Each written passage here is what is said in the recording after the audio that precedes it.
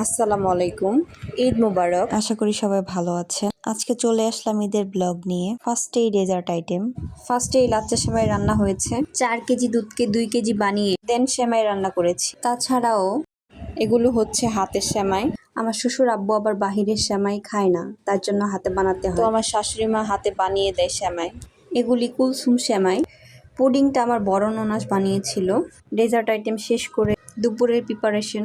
এদিকে মুরগির রোস্ট বানাচ্ছিল আমার শাশুড়ি মা। এগুলো আমাদের পালা মুরগি, রোস্ট করা হচ্ছিল ঈদের দিন। অন্যদিকে আমার হাজবেন্ড নামাজ পড়ে এসে আলহামদুলিল্লাহ আল্লাহর নামে কুরবানি দিয়ে ফেলেছে। এদিকে মাংস কাটাকাটি চলছিল, ভাইয়ারা ফুপারা মিলে সবাই কাটাকাটি করছিল। এটাই হচ্ছে ঈদের মজা। মজার পাশাপাশি কষ্ট তো আছেই। অ্যান্ড আফরা মাংসগুলো নিয়ে অনেক মজা করছিল। অ্যান্ড অন্যদিকে রাতে একটু ঘুরতে গিয়েছিলাম আফরাকে নিয়ে গাজীপুরের বিখ্যাত রাজবাড়ির মাঠে। টুকটাক মেলা বসেছিল।